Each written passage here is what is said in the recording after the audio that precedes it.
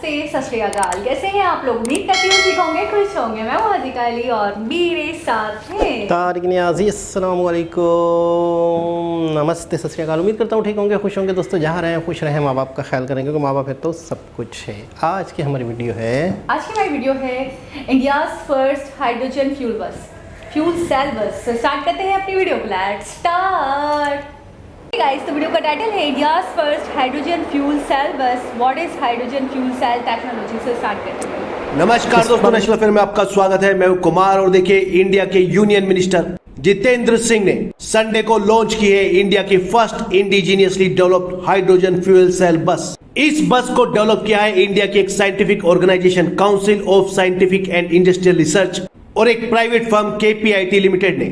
KPIT technology limited एक technology company है और इसका हेडक्वार्टर है महाराष्ट्र के पुणे में। ये कंपनी ऑटोमोटिव कंपनीज को सॉफ्टवेयर प्रोवाइड करती है और इसके डेवलपमेंट सेंटर है एशिया में, यूरोप में और अमेरिका में। अब देखिए, अगर टेक्नोलॉजी की बात करें या बढ़ते हुए पोल्यूशन को कंट्रोल करने की बात करें तो उस हिसाब से इंडिया का काफी बड़ा अचीवमेंट है। साथ ही ये हिस्सा है इंडिया के प्राइम मिनिस्टर मोदी के हाइड्रोजन विजन का और आत्मनिर्भर भारत अभियान का, जिसके अंडर इंडिया को अफोर्डेबल और एक्सेसिबल क्लीन एनर्जी के थ्रू क्लाइमेट चेंज गोल जो है उनको अचीव करना है और साथ ही इंडिया में नए एंटरप्रेन्योर्स और जॉब्स क्रिएट करनी है। और इस बस के अंडर जो हाइड्रोजन फ्यूल सिस्टम है उसकी फ्यूल सेल यूज करती है हाइड्रोजन एंड एयर को to generate electricity which power the bus. और इसमें सबसे अच्छी बात यह है कि इसके बाद इस इंजन में से केवल पानी और थोड़ी सी हीट निकलती है, ना कि कार्बन डाइऑक्साइड जैसे कि डीजल या पेट्रोल व्हीकल्स में से निकलती है। और इसीलिए आप इसे most environmentally friendly mode of transportation कह सकते हैं। देखिए, फॉर एग्जांपल अगर कंपैरिजन करें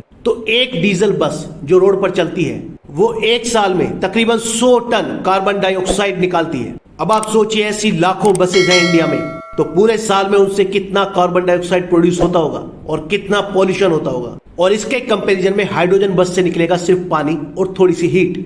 और तो और अगर हाइड्रोजन फ्यूल सेल टेक्नोलॉजी पर बेस्ड ट्रक की बात करें तो उसकी जो ऑपरेशनल कॉस्ट होगी in comparison to diesel truck वो भी काफी कम होगी। देखिए, पूरी दुनिया में जितना भी कार्बन एमिशन होता है यानी CO2 एमिशन, जिससे पोल्यूशन बढ़ता है, ग्लोबल वार्मिंग होती है और क्लाइमेट चेंज हो रहा है, उसका तकरीबन 12 से 14% हिस्सा आता है डीजल पावर्ड हैवी व्हीकल से, यानी बसेस से, ट्रक से। और इस केस में हाइड्रोजन फ्यूल सेल व्हीकल्स जो हैं वो इस पोल्यूशन से छुटकारा दिलाने में बहुत ही ज्यादा हेल्पफुल हो सकते हैं। और इन्हीं चीजों को ध्यान में रखते हुए इंडिया ने डेवलप की अपनी पहली hydrogen fuel cell bus. And we hope in future और ज्यादा बसेस आपको रोड पर चलती दिखाई देंगी जो बेस्ड होंगी हाइड्रोजन टेक्नोलॉजी पर। अब देखिए, थोड़ा सा टेक्निकल पॉइंट ऑफ व्यू से बात कर लें, थोड़ा समझने की कोशिश करें कि जो हाइड्रोजन फ्यूल सेल टेक्नोलॉजी होती है ये काम कैसे करती है। जब किसी बस या ट्रक में हाइड्रोजन फ्यूल सेल टेक्नोलॉजी लगाई जाती है तो उसमें इलेक्ट्रिसिटी प्रोड्यूस होती है by combining hydrogen and oxygen atoms. ये दोनों गैसें इलेक्ट्रोकेमिकल सेल के अक्रॉस रिएक्ट करती है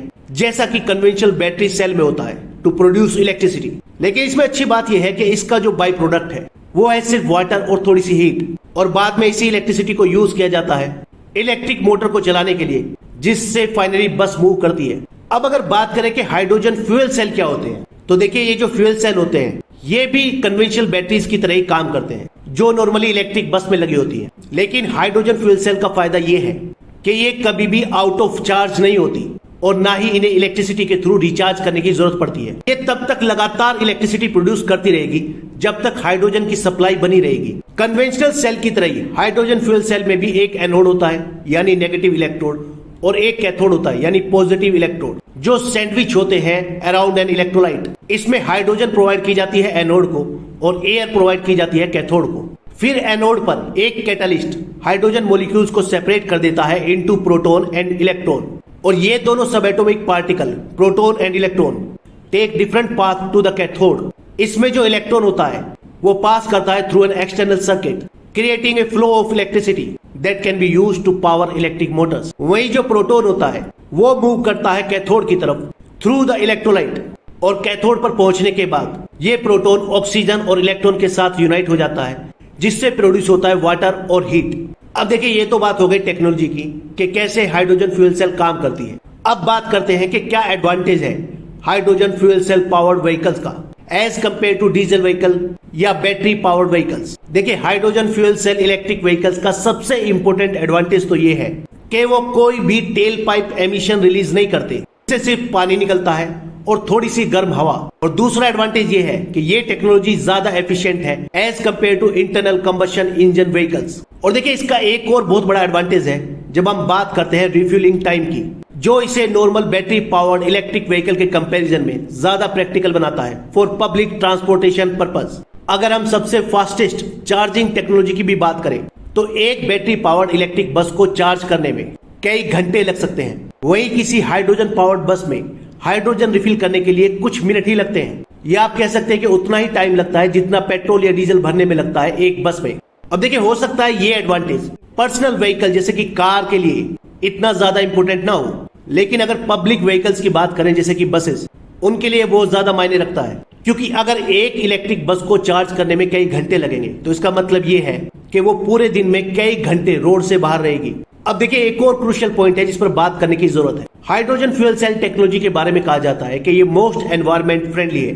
देखिए किसी भी बैटरी पावर्ड इलेक्ट्रिक व्हीकल को यूज करने का मतलब ये नहीं है कि उससे कोई भी कार्बन एमिशन नहीं निकलता, लेकिन आप ये कह सकते हैं कि उससे कोई भी टेल पाइप एमिशन नहीं होता। और ऐसा इसलिए क्योंकि आप लोग जानते हैं कि देश में जितनी भी इलेक्ट्रिसिटी प्रोड्यूस होती है उसका सबसे बड़ा हिस्सा आता है फॉसिल फ्यूल से, यानी कोल से। और पूरे वर्ल्ड में हाइड्रोजन का भी जो प्रोड्यूस करने का बिगेस्ट सोर्स है वो भी फॉसिल फ्यूल्स ही हैं। तो आप कह सकते हैं कि इनडायरेक्टली इनसे भी कार्बन एमिशन होता है, क्योंकि ये बस भी वही हाइड्रोजन यूज करेगी जो अल्टीमेटली बनी होगी फॉसिल फ्यूल से। लेकिन देखिए यहाँ पर एक पॉजिटिव पॉइंट भी है। हम लोग जैसे जैसे टेक्नोलॉजी इंप्रूव कर रहे हैं और रिन्यूएबल सोर्स ऑफ इलेक्ट्रिसिटी की तरफ बढ़ रहे हैं जैसे कि सोलर पावर, विंड पावर, तो आने वाले फ्यूचर में हम हाइड्रोजन जनरेट करने के लिए भी रिन्यूएबल मेथड यूज कर सकते हैं। तो भले ही आज ये hydrogen fuel cell technology carbon emission में कंट्रीब्यूट करे, लेकिन भविष्य में ऐसा हो सकता है कि हम हाइड्रोजन सिर्फ रिन्यूएबल सोर्सेज से ही पैदा करें।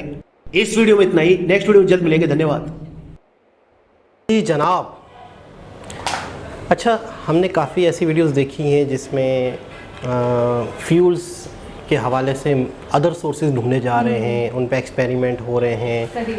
अच्छा, मतलब हम जैसे समझ रहे थे हाइड्रोजन और सोलर और इलेक्ट्रिक, दूसरी इलेक्ट्रिक, ठीक है ना। हाँ। तो इसके अलावा भी और भी मतलब है कि नए से नए जदीद से जदीद तरीके, सेल बस वाला तो मैं फर्स्ट ये बिल्कुल ही एक यूनिक हमारे लिए। ये मुझे उस तरह का लग रहा है कि जैसे हमने बहुत पहले सुना था कि हाइड्रोजन से भी गाड़ी चल सकती है, यानी सिर्फ हाइड्रोजन से। हाँ, एक शख्स, नितिन गडकरी जी ने अपनी स्पीच में कहा था कि मैं हाइड्रोजन लाऊंगा। और एक शख्स है जिन्होंने बहुत पहले पाकिस्तान में इसका दावा भी किया था कि मैं पानी से गाड़ी चला सकता हूँ। पानी बोल इसी को कह रहे हो। तो पानी से ही हाइड्रोजन अलग होगा, ऑक्सीजन अलग होगा, उससे फिर वो गाड़ी चलाने का एक्सपेरिमेंट बता रहे थे। लेकिन ये कि वो फिर ख़त्म हो गई कहानी, क्योंकि जाहिर सी बात है फिर बड़े बड़े मामलात हैं। तो ये एक्सपेरिमेंट कंप्लीट हो गया, ये एक बस चला के दिखा दी इन्होंने, ठीक है ना।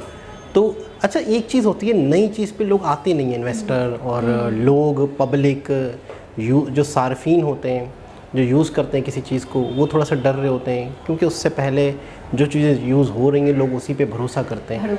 और जो इन्वेस्टर होते हैं, अब एक ऐसी चीज़ है जो अभी है ही नहीं, बिल्कुल न्यू है, तो उसके हवाले से इन्वेस्टर जो है वो बड़े पैमाने पे इन्वेस्ट नहीं करते। मिसाल के तौर पे कोई बंदा कहे कि यार इतनी गाड़ियाँ बनानी है, ये गाड़ियाँ बनाने की फैक्ट्री लगानी है, ये करना है, कारखाना लगाना है, फलाना करना है, तो अगला बंदा कहेगा हाँ जो चल रही है वही बना लेता हूँ, पेट्रोल वाली। तो अगला बंदा बोले नहीं, इस तरह की हम बनाना चाहते हैं, हाइड्रोजन से चलने वाली। क्या उम्मीद है, कितना बर्बाद हो जाएगा मामला, कितना लॉस हो जाएगा। लोग नहीं भरोसा कर पाते। ऐसा सिर्फ हमारे यहाँ नहीं है, हमने इंडिया में भी देखा होगा। अपने सोलर हो गए, गुजरात के अंदर हमने सोलर का देखा था, राजस्थान में देखा। तो जो भी बड़े बड़े प्रोजेक्ट्स होते हैं, या इसको ऐसे भी कह सकते हैं, जो भी नित्य नए प्रोजेक्ट होते हैं उस पर पहले गवर्नमेंट ही हाथ डाल रही होती है। हमने देखा कि बड़े बड़े प्रोजेक्ट्स जो भी हैं वो मोदी जी ने करवाए, गवर्नमेंट लेवल पर हुए, बड़ी से बड़ी 5,000 करोड़ तक के इन्वेस्टमेंट हमने देखा है प्रोजेक्ट में हुए हैं। तो आवाम तो जब बढ़ेगी ना, जब वो थोड़ा सा देख लेगी, थोड़ा सा मॉड्यूल उसके सामने आ जाएगा, थोड़ा सा, जैसे अब एक बस हो गई, चल गई, बन गई, अब भरोसा हो जाएगा, अब ट्रस्ट हो जाएगा, अब डेवलप किया जा सकता है। लेकिन कोई चीज़ ही ना हो आपके पास, कोई आपकी एक फिजिबिलिटी ना हो, बस आप ऐसे ही मुंह से बातें कर रहे हो, बड़े बड़े मतलब मुंह से फायर कर रहे हो, तो फिर कोई भी यकीन नहीं करेगा। बिल्कुल ऐसा ही है। और इसके लिए अवेयरनेस के प्रोग्राम बनाए जाते हैं बाकायदा। नितिन गडकरी जी का वो जुमला याद है जिसमें उन्होंने कहा था कि सबसे पहले मैं बैठ के दिखाऊंगा, मैं बैठ के दिखाऊंगा। और आजकल तो कह रहे हैं मैं यूज़ कर रहा हूँ। हाँ, सबसे पहले मैं बैठ के दिखाऊंगा ताकि आवाम इस पे यकीन करें। और कह रहे थे ना कि लोगों को यकीन ही नहीं आता, लोग यकीन ही नहीं करते। हाइड्रोजन के हवाले से, फ्यूल के हवाले से जो भी बात हुई है, पहले भी हो चुकी है। ये इस वीडियो का मुझे न्यू लगने का मकसद या कुछ हटके लगने का मकसद ये था कि पूरा मैकेनिज्म समझा दिया गया कि सेल कैसे वर्किंग करेगा। अच्छा, कैथोड, एनोड, एनोड पे क्या, कौन सी गैस एनोड पे, ये 9th-10th में हम पढ़ भी देते हैं। हाँ, हम पढ़ चुके हैं, ट्रायल सेल हमने पढ़ा है ना। तो वो कैथोड, एनोड, एनोड के ऊपर ऑक्सीजन, कैथोड के ऊपर ऑक्सीजन, एनोड के ऊपर हाइड्रोजन, फिर इनका अलग होना। अच्छा, मुझे एक नई बात ये भी पता चली कि टोटली हाइड्रोजन, ठीक है, तो वो आप वाटर से एग्जैक्टली बना सकते हो कि वाटर का फॉर्मूला H2O, ठीक है ना। तो हाइड्रोजन आप सेपरेट कर लो, ऑक्सीजन अलग कर लो, उससे फिर और ऑक्सीजन भी आपके लिए नुकसानदेह नहीं, क्योंकि ऑक्सीजन हमारे लिए बेसिक चीज़ है, बेसिक है। तो ये अपने आप में मैं ये कहूँगी कि नुकसान आपको ना के बराबर हो रहा है। वैसे उन्होंने कहा कि इसके भी नताइज तो मिलते हैं इनडायरेक्टली, कि फॉसिल और फ्यूल जो है वो कोल ही है। अब कोल से जब हम हाइड्रोजन निकालते हैं, क्योंकि हाइड्रोजन निकालने का मेन मकसद, मेन एक जरिया समझ लें वो ये फिलहाल तो फिर इनडायरेक्टली तौर पे थोड़ा बहुत तो पॉल्यूशन होता होगा, लेकिन उस लेवल का नहीं होता होगा। अच्छा, CO2 जो है ना वो बहुत ही ज़्यादा डेंजरस है।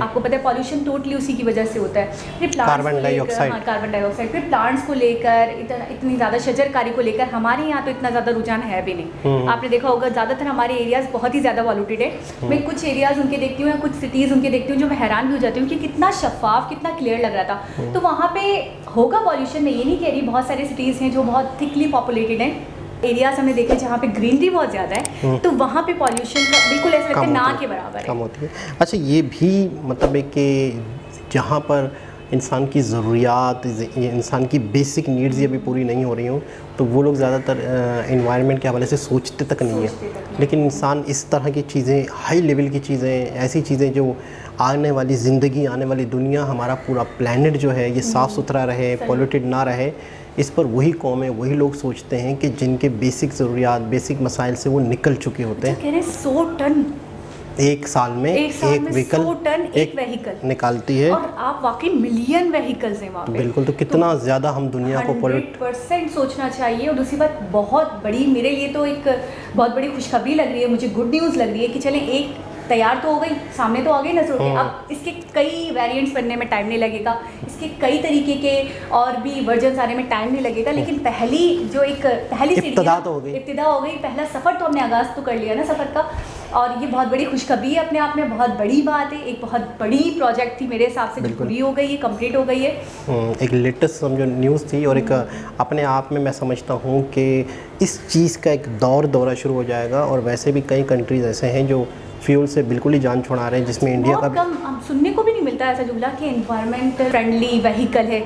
हमारे यहाँ फ्यूल फ्रेंडली तो फिर भी सुनने को मिलता है, एनवायरमेंटल फ्रेंडली तो बिल्कुल भी नहीं मिलता। और अभी तक तो मैं कहता हूँ कई लोगों को इस चीज़ की अवेयरनेस ही नहीं होगी, मुझे ऐसा लगता है, और इस पर कोई बात भी नहीं करता। तो एक बहुत ही ज़बरदस्त लेटेस्ट न्यूज़ थी। दोबारा किसी हिसाब से मुलाकात होगी, जब तक के लिए अल्लाह हाफिज़।